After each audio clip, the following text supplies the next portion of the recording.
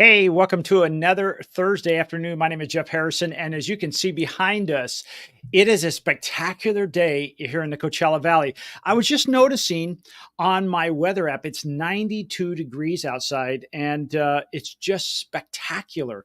Yeah, a lot of times people think 92 degrees is hot. It is ideal for everything going on here in the desert.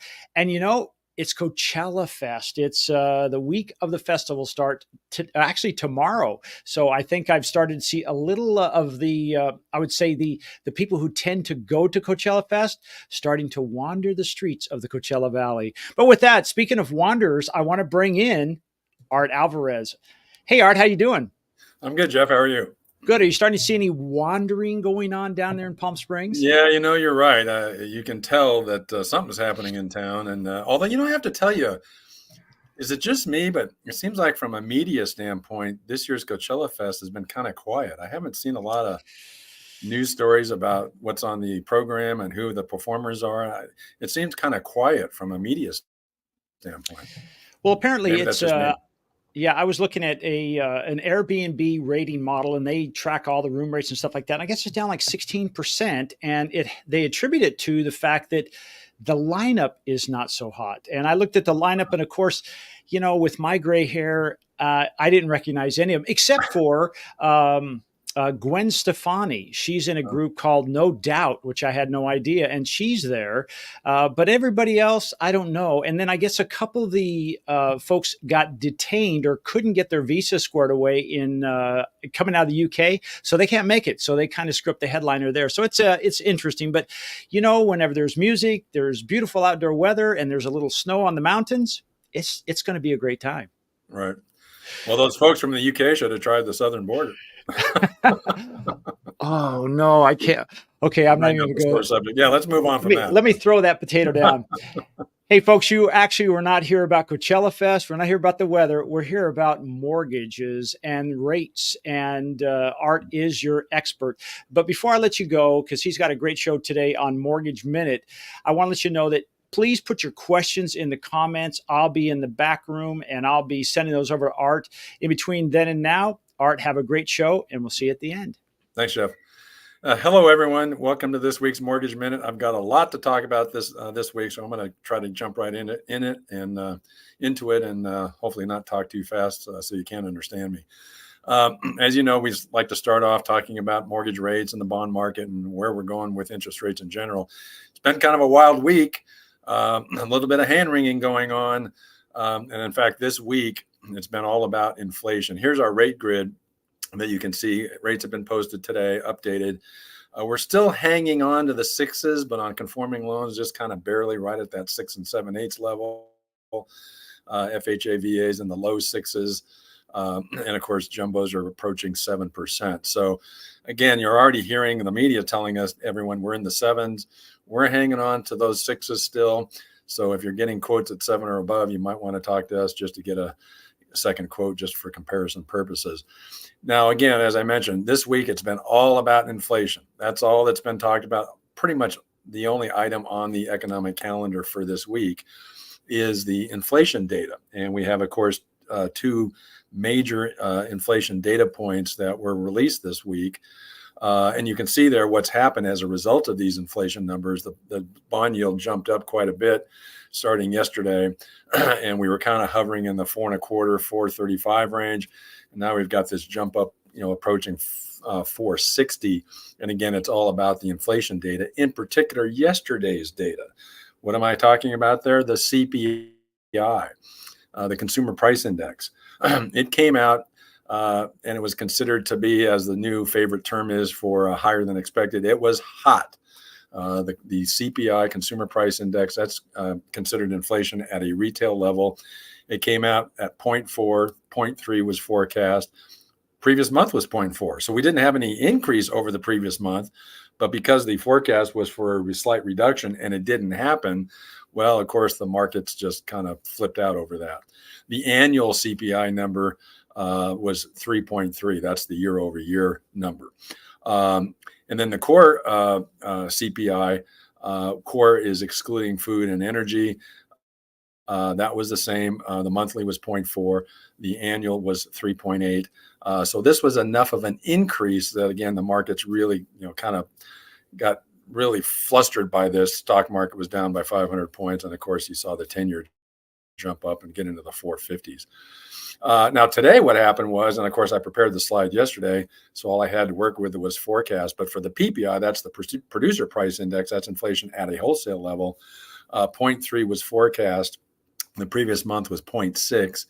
And then the annual year over year number was forecast to be 1.6. Well, as it turns out, the PPI today, that 0.3 forecast came in lower, it was 0.2. So that helped calm the markets a little bit. We still had a little more run up in the 10-year bond yield, but not nearly as strong as yesterday's, pretty much vertical climb after the CPI came out. So that was kind of good news.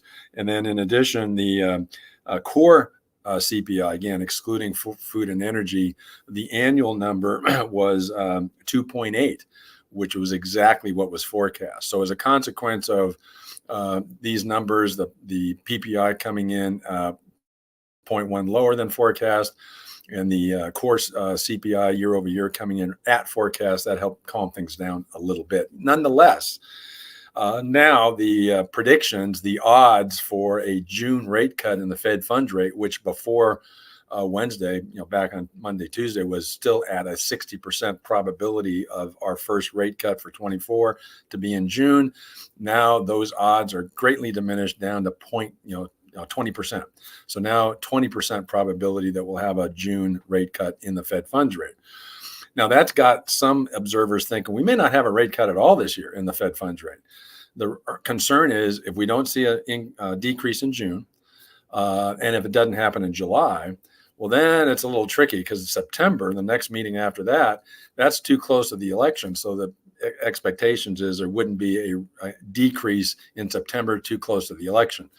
And then because of that, and we have to wait till after the election, well, then you're in November. So that could portend to a possibility of no rate cut at all this year. But I'm kind of thinking that's not quite likely yet. So I think we still have some reason to be optimistic. We'll have a little bit of a decrease, maybe only one decrease or maybe two at 0.25% increments. So we'll see how that plays out. But that's the concern right now. I want to remind you, we've been there, done that. We've been at these levels not that long ago. Back on September 25th, the 10-year bond was at 455. Back on October 18th, it was at 499. And then on November 14th, it dropped back down to 454. So we're just revisiting the low end of the 10-year bond levels that we saw last October, November. So I would urge you, don't panic. Understand that these things will happen. There's really no more data points coming out the rest of this week, basically tomorrow. So I think it'll be relatively quiet. Hopefully we'll see some relaxing of that bond yield going into the weekend. So we'll have to stay tuned for that. So with that, I want to go into a topic we covered last week. That is the NAR settlement. That's the National Association of Realtors settlement. And I want to give you an update. And this update is really as a result of some information that I saw from a company that provides training, real estate continuing education for realtors and brokers. And I thought it was a really good summary of really the highlights or the points to be concerned about or be aware of as a settlement. The implementation of the settlement goes forward. Expectation is mid-May or mid-July. First, some attributions. Jeff oftentimes will talk about how I always say, beware the headlines. I need to own up to that's not really my phrase. I first heard that here about a year and a half, 2 years ago at a presentation by Dr. Christopher Thornburg with Beacon Economics. So I basically am borrowing that from him or have been borrowing that from him. So I wanted to make sure I give him that attribution. That's really his sort of advice. I embrace that wholeheartedly. So that's why I use that quite often. So that's where that beware the headlines came from. And then in terms of this little bullet point presentation, this is information from Dwayne Gomer. He's the one who has the real estate school for continuing education for realtors and brokers. And then Gov Hutchinson is with CAR, the California Association of Realtors. He's like the assistant general counsel there, very well known in the industry here in California. And some of this information that's on the screen is coming from him as well as Dwayne Gomer. First, the headlines. and again, beware the headlines. What I thought was interesting is Dwayne pointed out some of the headlines that we've seen as a result of this settlement, like realtors agree to Axe 6% commission in the NAR lawsuit. Well, that's kind of interesting since there was never anything mentioned in the settlement about a 6% commission. So that's essentially fake news, a headline that's really has no relevance because that's not part of the settlement. Another headline that said NAR to cut commissions. Well, guess what? NAR has never set commissions. Commissions are negotiable. So there's another headline that doesn't really bear any resemblance to reality. The settlement will not cut commissions. That's not the point of the settlement. This realtor NAR settlement is going to lower home sale prices. Well, according to who? And on what basis? That's basically just a prediction out of the air.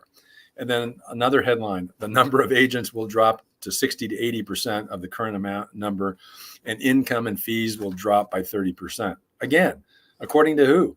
On what basis? That is way too early to start predicting those kind of extreme changes in the real estate industry in terms of participants and their income from selling properties. So again, these are just examples of headlines that really bear little resemblance to reality and basically should just be ignored. But here are the facts. And again, coming from Dwayne Gomer and Gov Hutchinson with Carr. Again, by mid-July, all agents will have to get a buyer's agency agreement signed before they can show property. There must be communication concerning commissions and decisions made. Who's going to pay and how much? There will be no commission information posted on MLS. Commission info, though, can be posted on agents' individual websites or other locations. Commissions can be paid by buyers, by sellers, or by both, just like now. That hasn't changed. What's happening is just more transparency and getting that commission subject and issue on the table up front with not just the seller, but with the buyer as well. There is still no info yet available on how mandatory contracts, those buyer broker agreements, will be handled when it comes to showing open houses. This is going to come later, hopefully by mid-July. So again, this is a very concise, succinct summary of the facts as we know them right now. Again, I mentioned last week in our program as to the lender issue associated with this settlement. I continue to believe that the concern that a seller paying the buyer's agent commission, it might be thrown into the basket of interested party contribution limits. I suspect that will not be the case because after all the mortgage agency, Fannie, Freddie, FHA, VA, they're already aware that on a typical purchase transaction, there's going to be commissions paid, typically out of the seller's proceeds to both the listing agent and the buyer's agent. And so already right now, that's not considered part of the interested party contribution limits when you're getting a mortgage. And I suspect that that is going to continue to be the case and will be known hopefully shortly. I think certainly we'll know that before mid-July when the implementation takes place. So again, just a very nice summary of both the facts and as well as types of headlines you want to ignore. So with that, I want to go on to the next subject. And this is something I may be doing on a more regular basis because, again, I feel very strongly about it.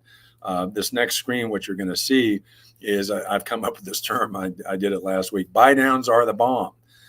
So what I want to do here is give you, especially this week, given the change in the bond yield and rates are going up, creeping up a little bit, and the media is already saying we're in the 7s. And of course, before long, if this keeps going, they're going to say we're in the 8s. I want to bring up here another example of why I say buy downs are the bomb. So what I'm doing here is giving you a specific real life example of how a temporary buy down can help sell a home. I looked up a listing in my active market here in the Coachella Valley. This listing actually is a single family residence, detached single family home here in the desert. It features 4 bedrooms, 3 baths, 2,200 square feet with a pool. And it's listed for $629,000. It's been on the market for 65 days. That was as of yesterday. Today, 66 days. I checked it again. They've had no offers, and there has not been any lowering of the original list price. It's been at its list price of $629,000 for 66 days. And what's interesting is when you read the details of the listing, it says the seller is motivated. Well, with that in mind, you might look at this listing and say, aha, what the seller is probably going to end up doing is lowering the price. And maybe some buyers are looking at this property and thinking that's going to be the case. And the obvious thing that you might wonder is if it's at $629,000, the seller's motivated, if you got 2 months on the market with no offers, they might decide to bring that list price down, lower it, maybe down that, important psychological threshold of under 600, like 599. Well, guess what? That's a $30,000 concession by the seller if they just lower the price, which is, again, the most common thing that sellers will do. Well, let's say what happens if that were to occur and the prospective buyer is going to put 5% down, or I'm sorry, 10% down. Well, with that, at a 599 price and a loan amount of 539,000. Well, at the current 30-year fixed conforming rate of 6 7/8, as we showed on our rate grid, your principal and interest with 10% down is going to be 3540. So keep that payment in mind as we go through the rest of the bullet points. Now, as an alternative, and the reason I brought up the 599 with 10% down is a buyer looking at this property, seeing the 2 months on the market, they may be prone to go to the usual strategy, tired old strategy of let's offer 599 instead of 629. My point is, don't do that. Consider my next bullet point. Instead, look at this property. You can recognize the seller probably is motivated and is probably going to be willing to do something in terms of concessions. So try this. Don't offer 599. Offer full price. But when doing so, ask for a 3-2-1 buy down. Now, the way you would do that is you would submit a full price offer at 629, ask for a $30,000 seller credit to be used toward a temporary buy down and closing costs.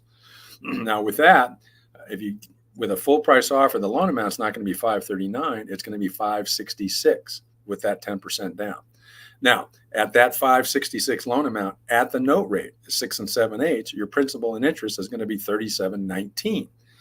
And did you notice there, if you'd taken the lower price option, offering a lower price, the lower price and loan amount will get you a little bit benefit in the payment, $35.40 versus $37.19. It's about $179 difference. Some benefit from offering lower price, but not as much as it could be. Why? Well, look at those next 3 bullet points. If you offer full price, ask for a $30,000 credit, use it for a 3-2-1 buy down, which will cost about $25,000. What are you going to get? You're going to get a first year rate at 3 7/8. Your principal and interest is only $26.61. That's over $1,050 a month less the first 12 months of the loan. Second year, you're at 4 7/8. You're at $29.95, over $500 a month less for that full second year. And then, of course, third year at 5 7/8, you're still at $33.48, well below the note rate at $37.19. That's a tremendous amount of savings, cash flow savings for the first 36 months of ownership, because you're not going to hit that fourth year note rate at 6 7/8 until the beginning of the fourth year. So this is, again, a perfect example of an opportunity right now in our marketplace here. I would encourage any agent representing a buyer looking for a property along these lines, call me. I'll give you the address. I'll put the numbers together for you to make an offer like the one that I'm showing you. Or if you're a prospective buyer and you're interested in a price of home of this size and bedroom count, bathroom count, and so forth with a pool, grab your agent, contact me. I'll give you the address. Let's see if we can put the numbers together and you can submit an offer along these lines. And I would predict that if you do, you may be pleasantly surprised. You might have some pretty good luck in getting that offer accepted. And at the same time, giving the buyer, whether it's yourself or if you're an agent, your client, your buyer, a much better payment term over the next 3 years. This is a good example of what is a phrase that is pretty well known in the real estate industry. Marry the home, date the rate. Marry the home, date the rate. With the rate, with this 3-2-1 buy down, you're dating the rate. It gives you a 3-year window while you're enjoying this below market rate and payment levels for general mortgage rates to drop, at which point you can refinance that note rate into a lower note rate long term. So again, very good example of why temporary buy downs at full list price feature superior payment terms over a lower price offer. So again, sorry to keep bugging you about this. It's a great opportunity. I want to see more people take advantage of it. So with that, we're going to go into our next subject, which is mortgage closing costs. A news article caught my attention that there's a new target in the Biden administration's war on junk fees. It's mortgage closing costs. Well, that certainly got my attention because in reality, mortgage closing costs are pretty highly regulated now. So was a little surprised to see that and wondering what the details were. So here we are. The point of the article was there are rising mortgage closing costs. That the average closing costs increased by nearly 22% from 2021 to 2022. And of course, first-time home buyers and lower income borrowers are going to be more impacted the most. Closing costs can include, by the way, origination fees, appraisal, credit report fees, title insurance, discount points, and other fees. Of that list, by the way, credit report fees, if you haven't noticed, they've tripled in the last year and a half. So yeah, that's been an increase, but that has nothing to do with lenders. Talk to your credit report providers, and in particular the credit bureaus. They're the ones responsible for those big increases. But here's what's interesting.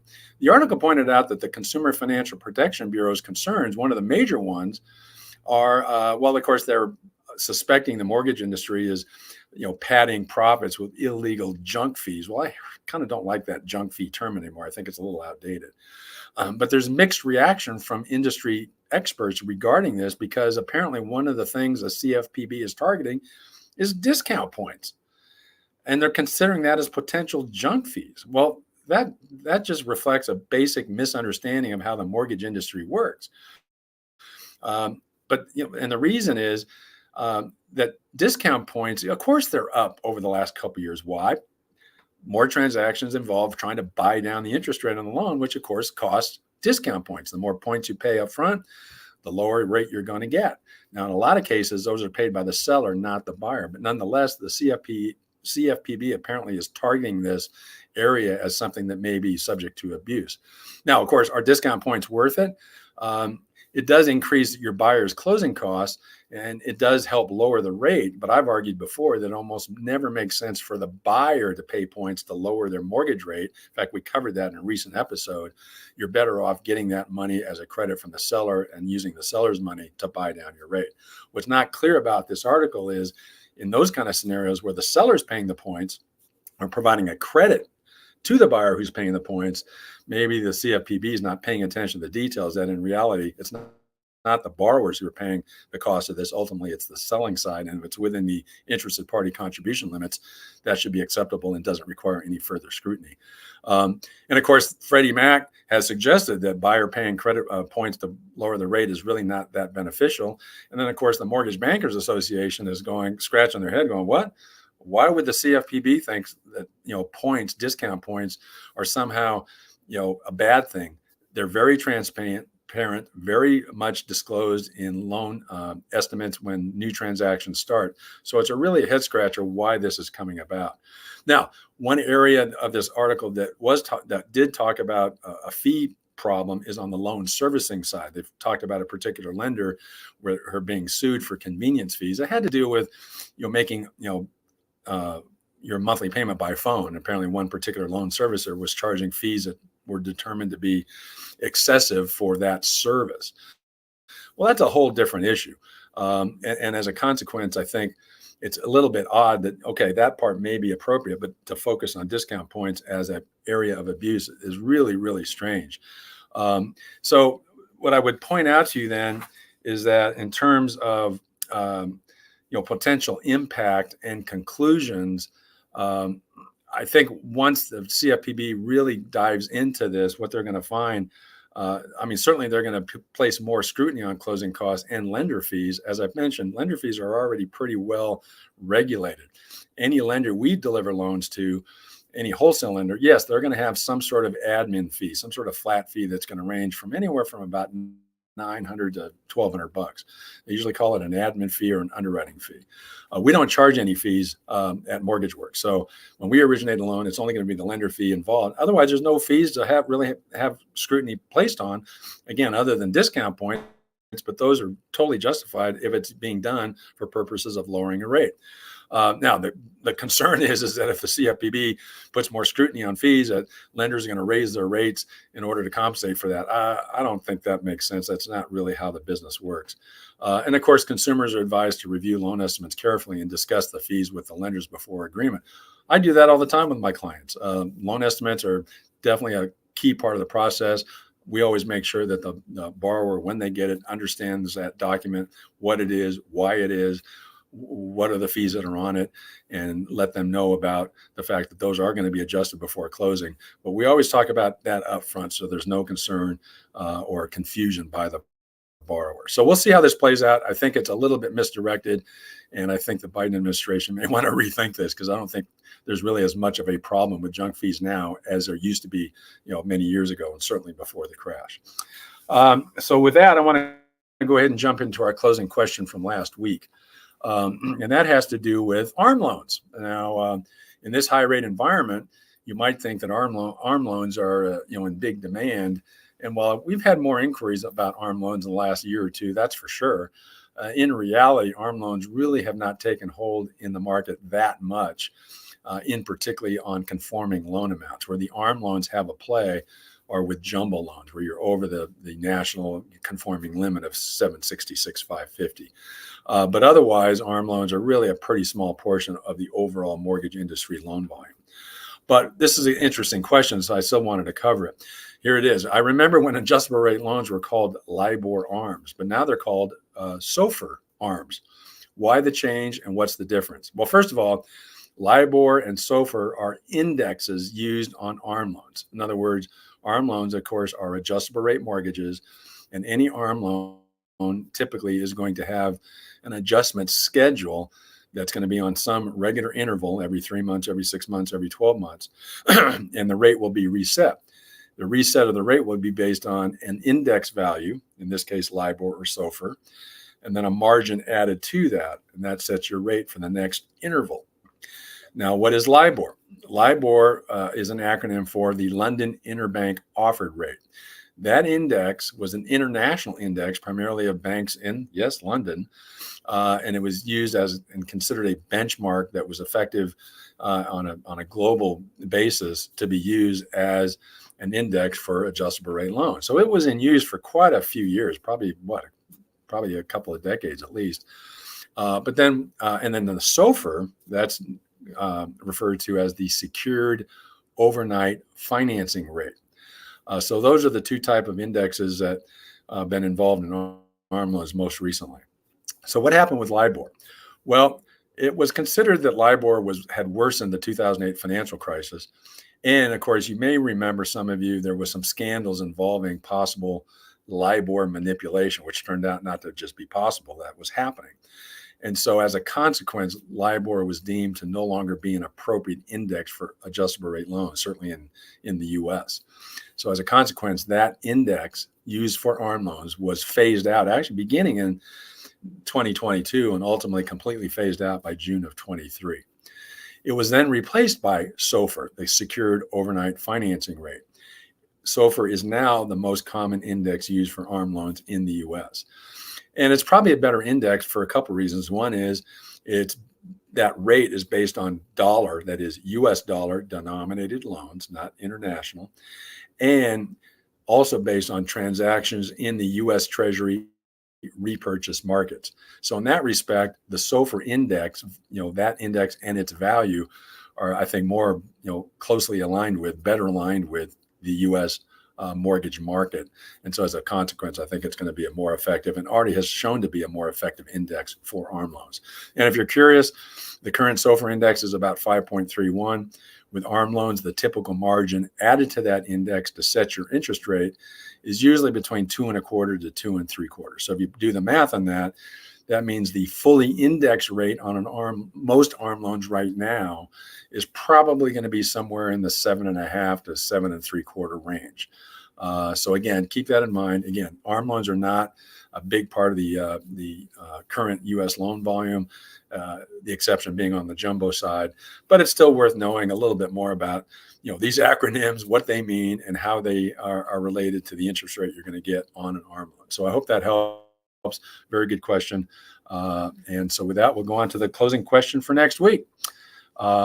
This is one that I run into quite often, get a lot of moaning and groaning about it when we're processing purchase loans. So here you go. Here's the question. When we got a loan for our house, when we got the loan for the house we currently live in, we had to jump through all sorts of hoops providing documentation of our escrow deposit, even though the lender had already verified our deposit with escrow. Why is that? Good question. I get a lot of complaints when we have to chase the documentation related to your escrow deposit.